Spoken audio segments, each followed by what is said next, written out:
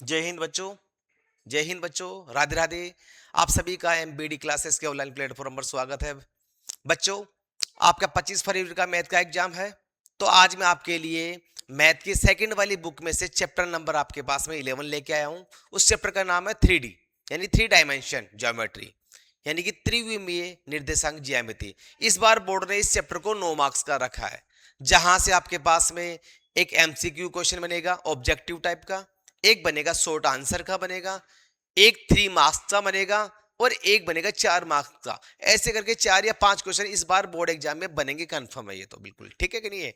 तो इस चैप्टर से इंपॉर्टेंट चीज क्या क्या है आपके पास में, इस चैप्टर से हम पढ़ेंगे सबसे पहले दो रेखाओं के मध्य दूरी की बात करते हैं, ठीक है कि नहीं है। तो डिस्टेंस फ्रॉम टू लाइन। अगला इसके बाद में दो रेखाओं के मध्य कोण की बात करेंगे, ठीक है कि नहीं है। तो एंगल बिटवीन टू लाइन। फिर उसके बाद पढ़ेंगे हम कार्तीय समीकरण पढ़ेंगे, यानी कि कार्टिजन इक्वेशन पढ़ेंगे और एक वेक्टर इक्वेशन पढ़ेंगे, ठीक है। तो करते हैं स्टार्ट अपन।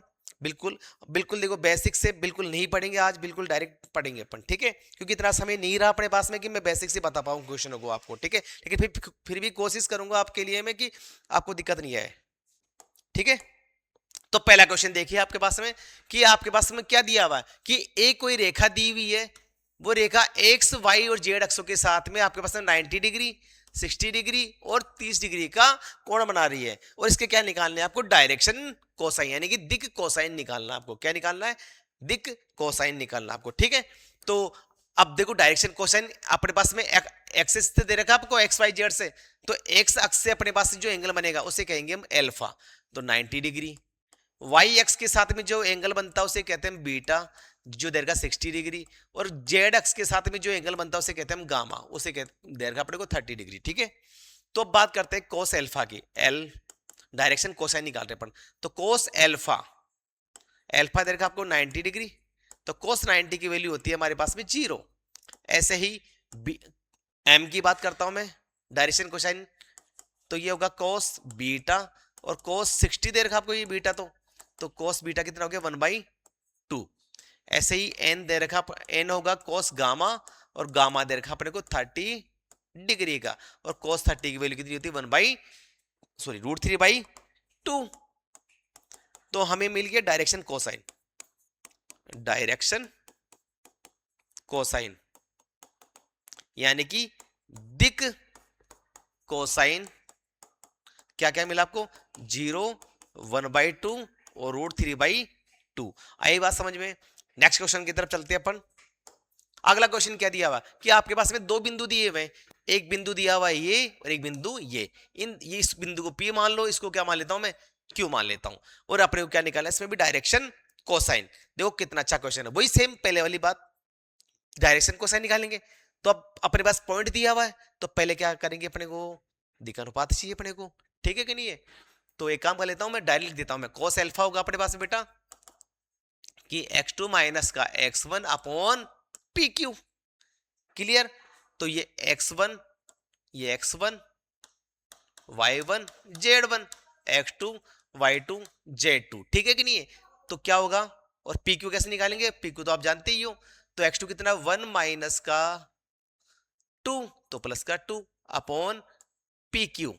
तो एक काम कर लेता हूं, पहले पी क्यू निकाल लेता हूं आपका। तो पी क्यू क्या होगा आपके पास में, पी क्यू, तो क्या होगा क्यू वेक्टर माइनस का पी वेक्टर। तो क्यू में से पी माइनस कर लो आप, तो क्या होगा 1 माइनस 2 का 8 प्लस, इसके बाद में आएगा 2 माइनस का 4 जे, इसके बाद क्या आएगा आपके पास में 3 प्लस का 5 के। क्लियर। तो मेरे पास पी क्यू कितना मिला, 3i माइनस का 2j प्लस का 8k। तो पी क्यू निकाल लेता हूं मैं आपके पास में, ठीक है कि नहीं है। तो पी क्यू कितना आएगा आपके पास में, 3 का स्क्वायर माइनस 2 का स्क्वायर प्लस 8 का स्क्वायर। तो 9 प्लस का 4 और 64, तो ये हो गया 68 और ये हो गया 977, ठीक है। चलो, तो 77 हो गया, तो कितना आ गया डायरेक्शन कोसाइन एल्फा अपने पास में, कोस एल्फा आ गया अपने पास में 3/77। ऐसे ही कोस गामा की बात कर, सॉरी कोस बीटा की बात करता हूं मैं, तो क्या होगा y2 माइनस का y1 अपॉन x2 माइनस का, सॉरी pq लिख दूं यहाँ पे। क्लियर? तो क्या आएगा आपके पास में बताओ, तो y2 माइनस का y1 क्या होगा 2 माइनस का 4 अपॉन 77। तो कितना आ गया आपके पास में, तो माइनस का 2 अपॉन 77। ऐसे ही मेरे को क्या निकालना, कोस गामा निकालना है। तो क्या आएगा बताओ, Z2 माइनस का Z1 अपॉन PQ। ठीक है, तो Z2 कितना आपके पास में 3 प्लस का 5 अपॉन रूट का 77, तो 8 अपॉन रूट का 77। तो डायरेक्शन कोसाइन क्या है आपके पास में, डायरेक्शन कोसाइन आई मेरे पास में, पहला मिला 3/77 रूट का, फिर माइनस का 2/77 और 8/√का 77, ये अपने पास डायरेक्शन कोसाइन है। ठीक है, चलो नेक्स्ट क्वेश्चन पे चलते हैं अपन। नेक्स्ट क्वेश्चन क्या दिया हुआ आपके पास में कि कोई लाइन दे रखी है आपके पास में, जो दिक कोसाइन ज्ञात करने से फिर इसकी डायरेक्शन कोसाइन निकालेंगे, और क्या बना रहा है, अक्षों से सेम को एंगल बना रहा है, समान कोण बना रहा है। तो मतलब एक्स वाई और जेड के साथ में एंगल समान बन रहा है। अब भाई जब एंगल समान बन रहा है तो एल्फा बीटा और गामा क्या होंगे, तीनों आपस में इक्वल होंगे। तो आपको मैंने एक रिलेशन बताया था आपको कि कोस square alpha, cos square beta और कोस स्क्वायर गामा क्या होता है बेटा आपके पास में, एक होता है। तो एल्फा बीटा गामा लिख दो आप, तो कोस स्क्वायर एल्फा, बीटा को भी क्या लिख दिया कोस स्क्वायर एल्फा, और cos square alpha equal to 1। तो कितना हो गया 3 cos square alpha equal to 1, 3 का लगा दो डिवाइड, तो cos square alpha equal to 1/3। तो कोस एल्फा बराबर क्या होगा प्लस माइनस 1/√3। ठीक है कि नहीं है? तो हमारे पास में डायरेक्शन कोसाइन क्या है अपने पास में, तो हमारे पास में आ गए डायरेक्शन कोसाइन, यानी कि दिक कोसाइन क्या है प्लस माइनस 1/√3। ठीक है कि नहीं है? क्लियर? आई बात समझ में?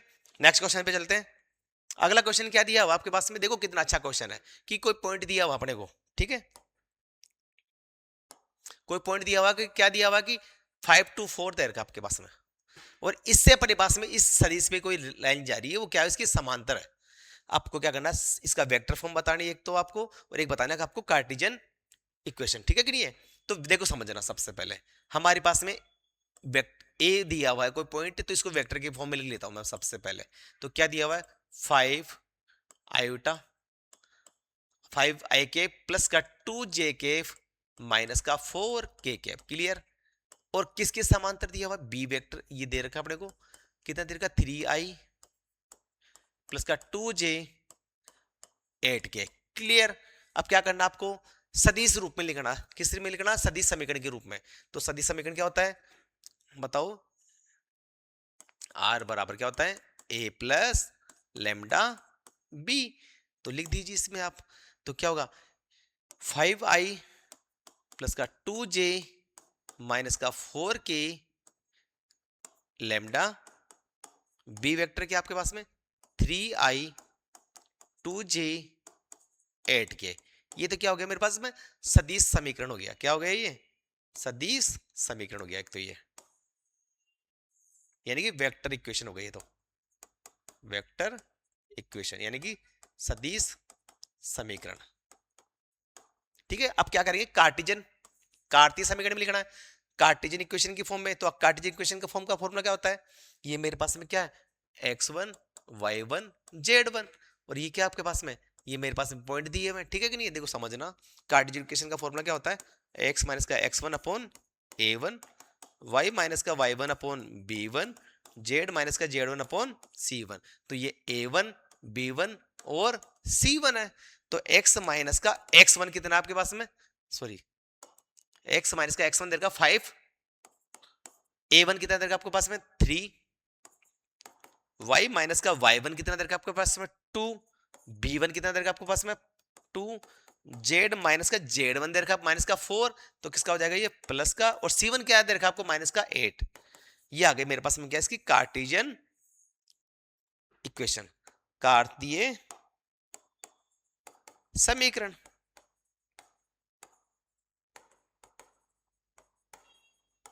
क्लियर? इतना सी क्वेश्चन रहता है एग्जाम में 1 नंबर का, ठीक है कि नहीं है? चलो नेक्स्ट क्वेश्चन पे चलते हैं अपन। अगला आपके पास में जो आपके पास में एग्जाम में 3 मार्क्स का क्वेश्चन बनता ही है, 3 और 4 का कंफर्म है, बनेगा ही यहां से, ठीक है कि नहीं है? बस वैल्यू ही चेंज होगी आपके पास में। क्लियर? बात समझ में आई? करें स्टार्ट। तो क्या करना आपके पास में, दो रेखा दे रखी है आपके को, एक रेखा ये दी हुई है और एक रेखा ये दी हुई है। इन दोनों के मध्य कोण निकालेंगे। क्या निकालेंगे? एंगल निकालना है, ठीक है? थोड़ा ढंग से देखना। ये हमारे पास में सदिश रूप में रेखा का समीकरण दिया हुआ है। किस फॉर्म में दे रखा है? सदिश रूप में, ठीक है? अगर इसी क्वेश्चन को अपने को कार्टेशियन फॉर्म में भी दे सकता है ये, तो कार्टेशियन फॉर्म में देगा तो कैसे लिख देगा ये अपने को? तो हमें को देगा ये, देखो चलो मैं पहले पहले वेक्टर फॉर्म में बता देता हूं आपको, ठीक है कि नहीं है? तो यहां पे ये अपने पास में है, ये तो रहेगा a1, लिख दो 3i 2j 4k। b1 क्या होगा?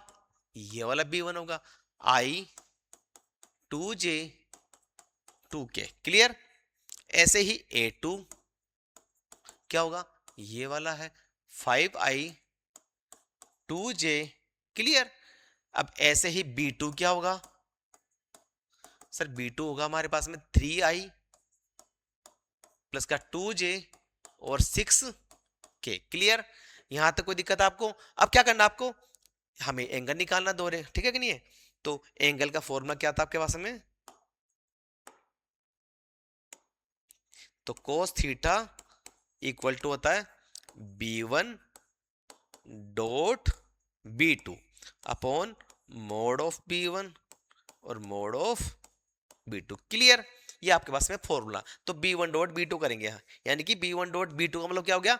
अदिश गुणनफल करेंगे, दो सदिशों का अदिश गुणनफल, ठीक है कि नहीं है?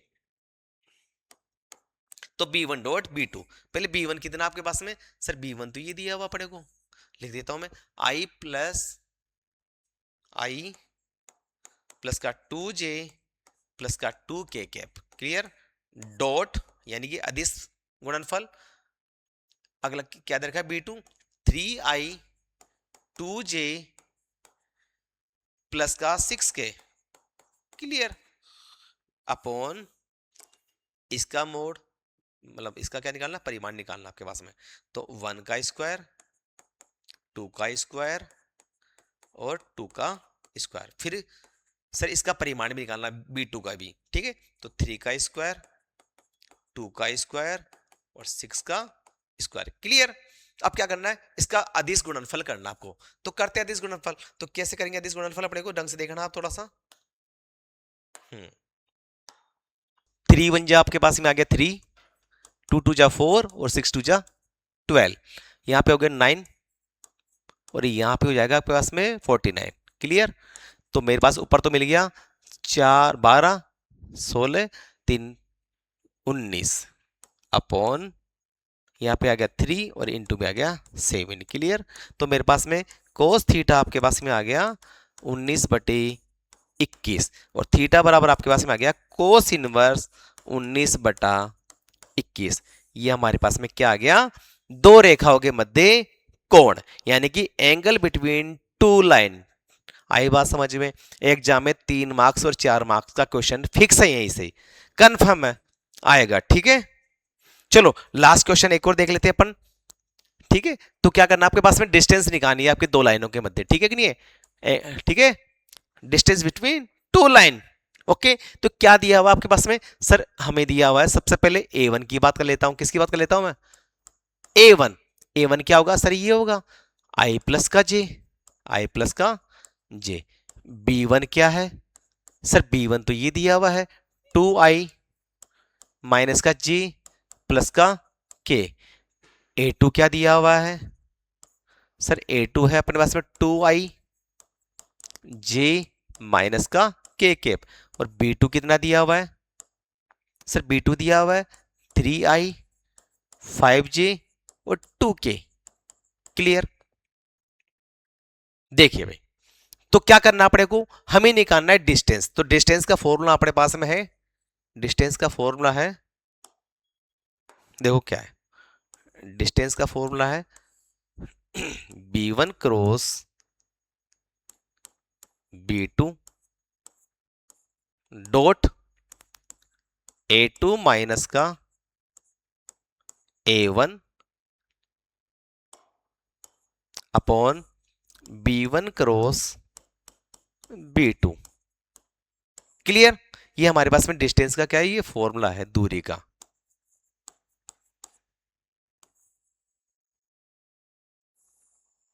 तो इसके लिए क्या क्या निकालना पड़ेगा आपको, ढंग से देखना आपको इस क्वेश्चन को, ठीक है। तो हम सबसे पहले करेंगे sir solve B1 cross B2। तो B1 क्रॉस B2 करते हैं सबसे पहले, यानी कि दो हमारे पास में वेक्टर दे रखे हैं, उनका वेक्टर मल्टीप्लाई करना है, वेक्टर प्रोडक्ट करना है, यानी कि दो सदिशों का सदिश गुणनफल। तो यहां लिखेंगे I J K। B1 कितना है, तो 2 माइनस का 1 प्लस का 1। B2 में क्या है आपके पास में 3 माइनस का 5 2। क्लियर? तो करते इसका, ठीक है। I इस लाइन को छोड़ेंगे, इसको छोड़ेंगे, 2 1 जा 2 माइनस का साइन, 5 1 जा 5 प्लस का 5 हो जाएगा, माइनस का j, ये लाइन छोड़ा ये छोड़ा, 2 2 जा 4 माइनस का साइन, 1 3 जा 3 प्लस का k केफ, इस लाइन को छोड़ा ये छोड़ा, तो 2 5 जा 10 माइनस का साइन, 3 1 जा 3 माइनस माइनस प्लस का। क्लियर? तो हमारे पास में आ गया B1 क्रॉस B2। क्या मिला, B1 क्रॉस B2 मिल गया सर हमें 3i माइनस का j प्लस सॉरी माइनस का 7k। क्लियर? देख लेना आप थोड़ा सा कैलकुलेशन में। ओके, अब क्या करना है आपके पास में सर, इसके बाद में हमें करना है B1 क्रॉस B2 का परिमाण भी निकालना है। क्या निकालना है इसका, परिमाण, यानी कि मैग्नीट्यूड निकालना है इसका हमें। तो क्या होगा, 3 का स्क्वायर प्लस माइनस 1 का स्क्वायर प्लस माइनस का 49 सॉरी 7 का स्क्वायर। क्लियर? तो 3 का स्क्वायर कितना हो गया हमारे पास में, 9 प्लस का 1 प्लस का 49, तो कितना हो गया 50, 59 हो गया। कितना हो गया 59 आ गया। ओके, तो हमारे पास में B1 क्रॉस B2 आ गया ये। अब क्या करना है,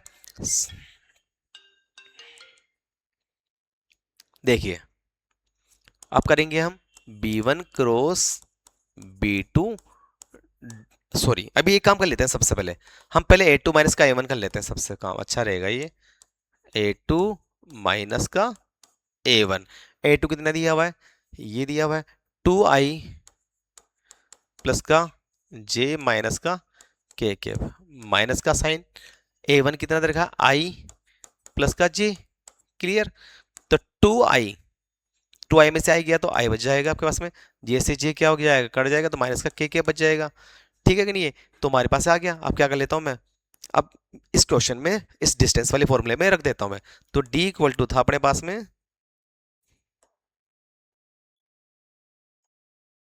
ठीक है, तो d इक्वल टू था हमारे पास में B1 cross B2 dot A2 minus का A1 upon B1 cross B2 का मैग्नीट्यूड। क्लियर?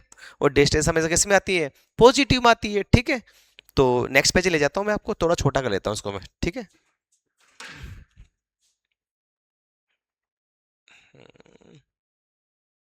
ठीक है, यहाँ कर देता हूँ साइड में। तो क्या आएगा आपके पास में सर, ये तो हमें पता है B1 क्रॉस B2 कितना मिला था अपने को, 3i माइनस का j माइनस का 7k डॉट A2 माइनस का A1 कितना मिला, i माइनस का k upon B1 cross B2 कितना था 59। ठीक है, तो क्या करेंगे इसका, वो करेंगे अदिश गुणनफल।